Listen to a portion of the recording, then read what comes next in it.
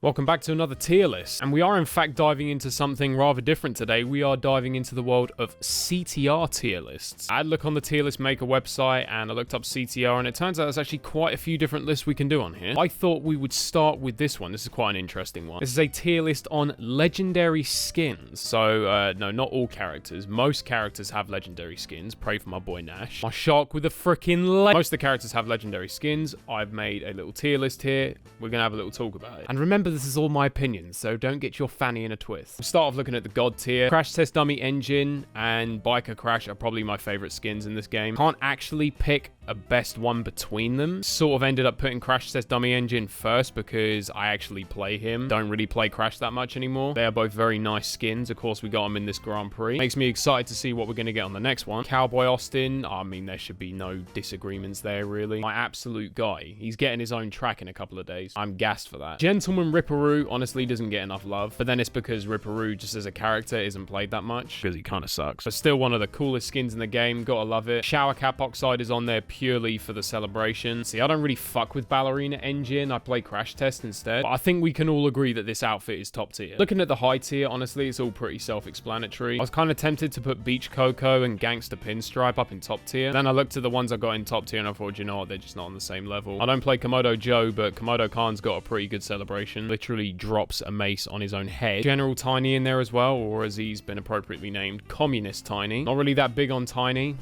No pun intended. But it's a cool skin. I think it deserves to be in high tier. And I actually really like Racer Crunch. I'm not really big on the Motorsports skins, but Racer Crunch I will make an exception for. Also, Scuba Crash is underrated. Then we got the mid tier. These are just outfits that aren't like good or bad, I guess. They're just like, yeah. Things like Aviator Crash. You got, I think that's Beach Dingo Doll. I mean, I'm a little bit biased on this because a lot of these are characters that I just don't really care about. Almost all the Motorsport skins are in there. In fact, while we're on the topic of Motorsport, let me just clarify one thing. The bottom tier.